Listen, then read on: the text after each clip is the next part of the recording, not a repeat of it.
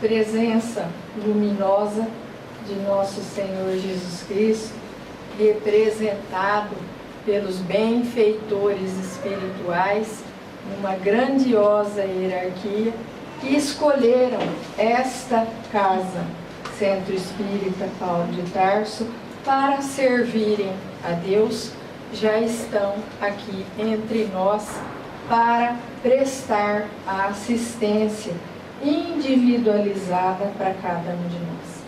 Então vamos todos juntos agora nos tranquilizar em nossas cadeiras e vamos todos juntos pedindo a Deus, nosso Pai, ao nosso Senhor Jesus Cristo, por meio de todos os benfeitores que atendem aqui, para que nos ajudem, que possamos abrir os nossos corações e deixar penetrar a reflexão do Evangelho de hoje, e que a paz do Senhor nos envolva a todos.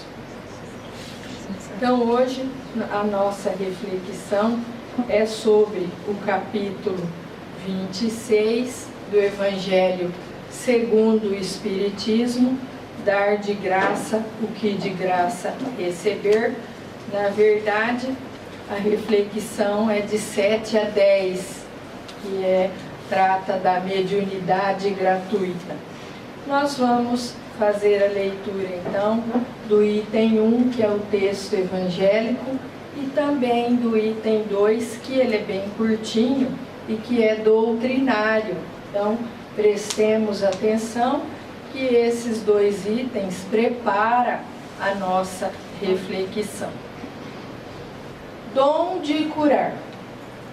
Curai os enfermos, ressuscitai os mortos, limpai os leprosos, expeli os demônios, dai de graça o que de graça recebestes. Evangelho de Mateus, capítulo 10, versículo 8. Dai de graça o que de graça recebestes, disse Jesus aos seus discípulos. E por esse preceito estabelece que não se deve cobrar aquilo que nada se pagou. Ora, o que eles haviam recebido de graça era a faculdade de curar os doentes e expulsar os demônios, ou seja, os maus espíritos. Esse dom lhes fora dado gratuitamente por Deus, para alívio dos que sofrem e para ajudar a propagação da fé. Ele lhes diz que não o transformem em objeto de comércio ou de especulação e nem em meio de vida. Então nós ouvimos aí, curar os enfermos, quando há possibilidade de cura, quando há merecimento para isso. Expelir os demônios, que representam os espíritos inferiores que nós atraímos quando nós temos uma conduta não boa, quando nós temos um mau procedimento, quando nós usamos mal o nosso tempo e nos servimos do verbo para fazer ofensas, para fazer julgamento do nosso próximo, palavras mal cuidadas que ferem. Então nós amealhamos, atraímos à nossa volta, fluidicamente, irmãozinhos inferiores que causam muita perturbação na nossa vida e também no nosso lar. Limpar os leprosos, atualizando para hoje, os leprosos que mancham a alma, criam mancha na alma. E aí, ele ensina tudo isso para nós, ressuscitar os mortos. Que mortos?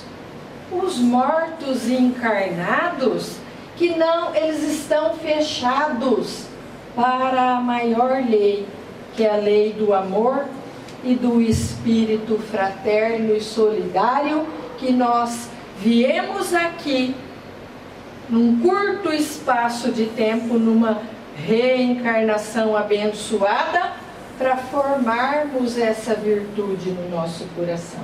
Ressuscitar mortos espirituais e invisíveis, que também estão fechados para o Evangelho de Jesus. Então, quando nós estamos numa casa de Deus, seja ela um centro espírita cristão, seja ela um templo de outros rótulos, nossos irmãos, que também creem em Deus, por caminhos diferentes, mas buscam o mesmo Pai. Então, nós temos o dever de dar de graça esse nosso tempo para ajudar o nosso irmão mais necessitado.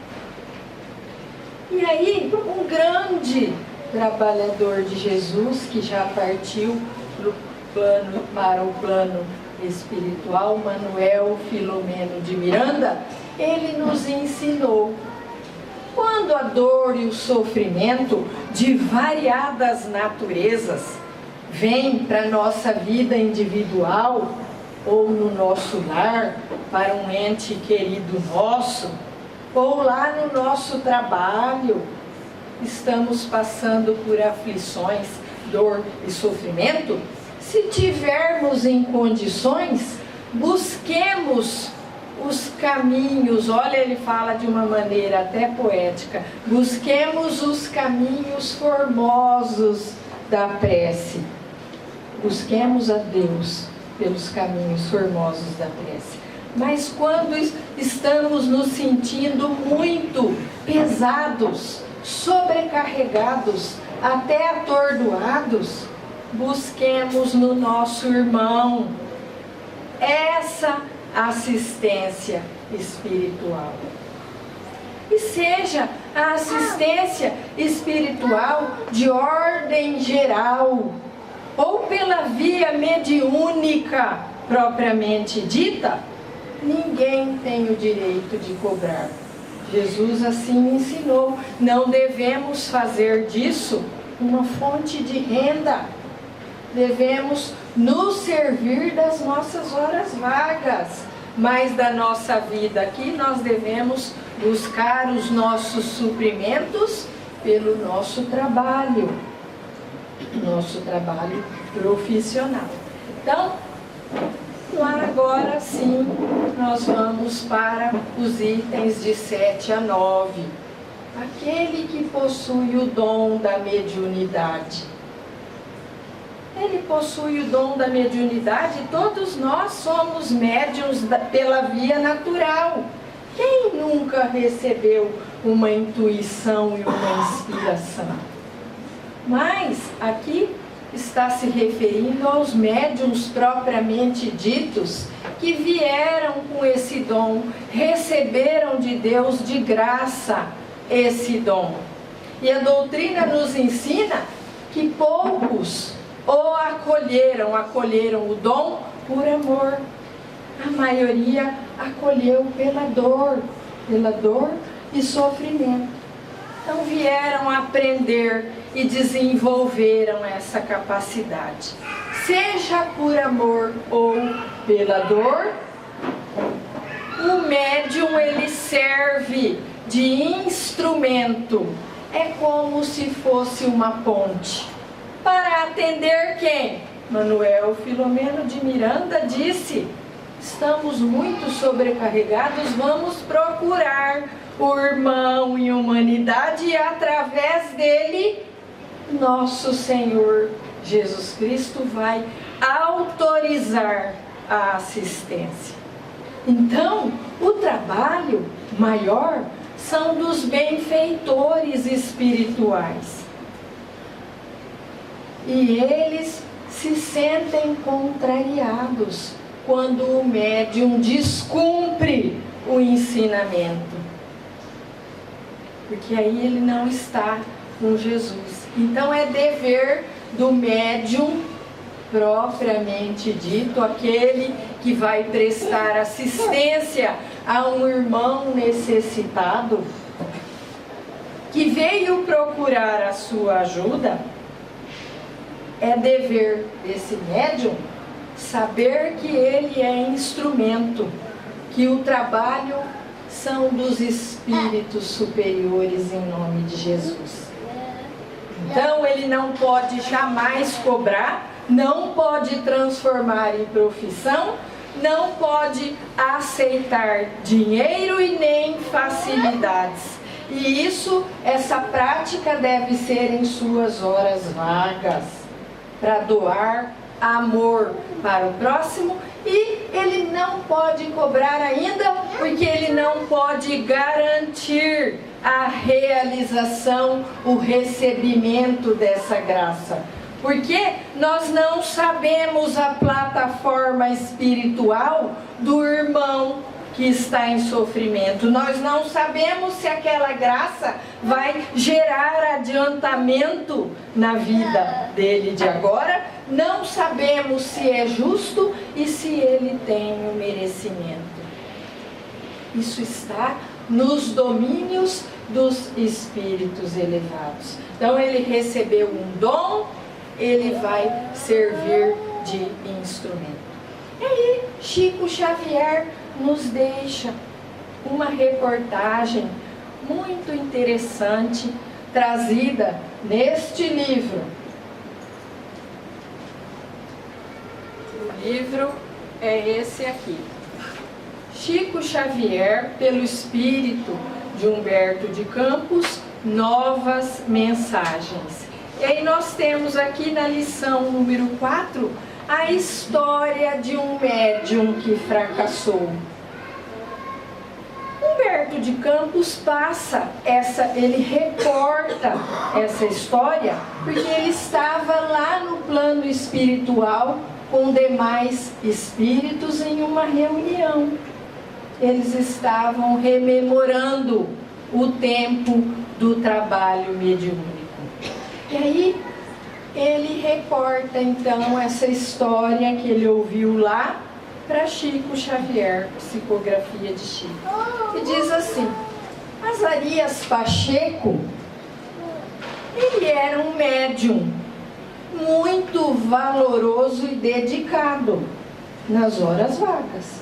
Ele tinha uma família normal, ele tinha um emprego, ele trabalhava numa oficina de concertos e ele se dedicava nas horas vagas, na casa espírita onde ele atuava, como um médium muito valoroso. Pela sua dedicação, ele atraiu uma equipe espiritual de benfeitores, espíritos elevados. Só que ele começou a ganhar fama dentro da casa. E a fama foi crescendo, a casa começou a encher de espíritas convictos, espíritas de meia convicção, curiosos e necessitados de todas as naturezas. E o trabalho cresceu demais. Ele começou então a receber elogios e ser muito disputado nos grupos da casa espírita e cada vez mais ganhando fama pelo seu trabalho, e começou então até a ser chamado para outras casas espíritas, começou a fazer viagens, começou a receber homenagens, e isso caiu no agrado dele. Aqui não está com essas palavras, mas ele esqueceu que o trabalho maior são dos espíritos. Ele começou a se sentir feliz com isso. E aí o volume de trabalho foi tanto que ele começou a negligenciar os deveres do lar dele. E também começou a ter faltas no emprego, porque os trabalhos iam até altas horas da noite, ele começou a faltar. Ao final de um tempo, o guia dele, o guia principal, não faltou advertências para Azarias Pacheco. Olha, você precisa fazer a vigilância, você precisa fazer as orações. Passou um tempo, o patrão o demitiu, em razão das faltas. Então, ele ficou apavorado e avisou o grupo que ele precisava procurar um emprego. Mas o grupo de bajuladores, supostos amigos, falava: o que é isso, Azarias? A mediunidade precisa muito de você. A mediunidade é patrimônio da nossa doutrina. Nós vamos dar um jeito para você. Vamos reunir aqui, vamos cotizar uma contribuição mensal e vamos pagar para você ter uma dedicação exclusiva. Ele relutou. Ele relutou. Espiritismo não é fonte de renda. Espiritismo é uma doutrina de movimento de amor nas nossas horas vagas. Ele relutou, mas aceitou. A família precisava do dinheiro para as necessidades. Aí, não só na casa espírita, mas na casa dele virou uma peregrinação. Foi uma peregrinação de pessoas procurando a assistência espiritual pela mediunidade de Azarias. Ao final de 6 meses, o pessoal que se reuniu para contribuir começaram a parar com as contribuições. E a necessidade do lar de Azarias ficou desfalcada. Ele se viu tão aflito e atordoado que ele começou a receber. O que os espíritos elevados fizeram? A mediunidade é coisa sagrada. Os benfeitores elevados se retiraram. Azarias não está servindo mais a Jesus. Aí a mediunidade é perdida? Não, ele recebeu o dom da mediunidade. Espíritos inferiores, enganadores, zombeteiros, galhofeiros, mentirosos, se apoderaram do psiquismo dele. E aí, a mediunidade dele degenerou em práticas não boas, não reais, e as pessoas foram vendo, e aí os supostos amigos, aqueles que diziam: ó, a sua mediunidade é patrimônio da casa espírita, falaram assim: nossa, olha o que o Azarias está fazendo. Não o acolheram, não acolheram. E ainda começaram a ajudar a criticar o Azarias. Falou: é por isso que a nossa doutrina é tão criticada. Olha o que ele está fazendo da mediunidade dele. Ninguém olhou para si mesmo, que incentivou, que bajulou, que desviou o coração e a mente dele daquilo que era correto. Esse é o dever da casa espírita. O médium precisa ser bem preparado, o médium precisa ser evangelizado, o médium precisa o esforço da reforma íntima, a transformação individual. O médium precisa de vigilância a si mesmo e não aos outros. Porque ele aceitou o dom. Ele não foi acolhido, a vida dele ficou tão transtornada, que ele ficou dominado por vários espíritos inferiores. Fizeram dele um joguete e ele fracassou. Então, Emmanuel um grande trabalhador de Jesus, por Chico Xavier, nos deixa uma mensagem chamada remuneração espiritual. O que o médium recebe? É para ele trabalhar de graça nas horas vagas? O que o médium recebe? Paulo, carta ao Timóteo, capítulo 2, versículo 6. O lavrador que trabalha deve ser o primeiro a gozar dos frutos. E aí Emmanuel diz para nós qual é a remuneração espiritual do trabalhador de Jesus. Não só do médium, mas sobretudo do médium. Ele diz assim: toda vez que a justiça divina nos procura no nosso endereço, estamos reencarnados, temos falhas, temos coisas, atitudes não boas para reparar. Toda vez que somos procurados para uma expiação, os nossos benfeitores, quando veem que nós estamos sendo úteis, proveitosos, fazendo o possível no esforço para seguir os ensinamentos do Mestre, manda a misericórdia e a justiça divina que sejam suspensas aquela carga expiatória pesada, no lugar de uma tempestade que causa uma quebradeira na nossa vida, na nossa casa, no nosso lar, na nossa casa mental. Vem uma chuvinha e nós vamos administrar. E ainda vamos arrumar um monte de advogados naturais que vão nos ajudar, encarnados aqui mesmo, que vão nos ajudar a aliviar a nossa carga, que já foi suspensa o quanto possível, porque a remuneração espiritual é força interior, é graça na nossa vida, é força interior, é coragem, é suportação, é paciência, é tolerância, é entendimento e compreensão na nossa vida. E aí, para finalizar, um outro grande trabalhador de Jesus, Caibar Schutel, nesse livro O Espírito da Verdade, ele diz para nós na lição 11, eu vou ler só uns trechinhos, tá?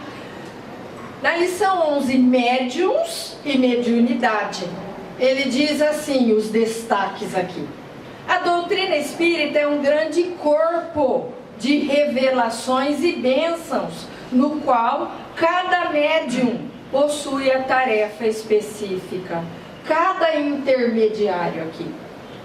Alguns esclarece, outros consola, outros cura feridas, outros anula perturbações, outros incorpora sofredores angustiados naqueles trabalhos fechados existentes na casa, né? Outros transmitem elucidações de instrutores devotados para ir tocando o nosso coração e o nosso entendimento, ir transformando o nosso modo de ser. Outros recebem a palavra construtiva, outros se incumbem de mensagem santificante. Em nossa esfera de serviço, ele está querendo dizer, na esfera do espiritismo, não existem médiuns pastores, não existem médiuns gerentes, não existem médiuns líderes ou médiuns diretores, porquanto a cada qual de nós cabe uma parte do grande apostolado de redenção que nos foi atribuído pela espiritualidade maior. E se todos nós, em conjunto, temos um mentor a procurar e a ouvir de maneira especialíssima no plano da nossa consciência e no santuário do coração, esse mentor é nosso Senhor Jesus Cristo, o sol do amor eterno, a cuja luz no grande dia de nossos mais altos ajustamentos, deveremos revelar em nós mesmos a divina essência da lição divina que Ele nos deixou, a cada qual por suas obras. Caibar Schutter. Agora vamos novamente agradecer a Deus a oportunidade bendita de estarmos aqui, de termos tomado contato com os ensinamentos de Jesus à luz da doutrina espírita. E vamos pedindo que ao sentarmos naquela cadeira de fluidoterapia, que os nossos irmãos médiuns do passe, que eles possam servir a Deus, servirem de bons instrumentos, e que cada um de nós possamos receber a assistência em conformidade com o nosso merecimento, e que possamos depois seguir em nossos lares na companhia de nosso Senhor Jesus Cristo. Assim seja, graças a Deus.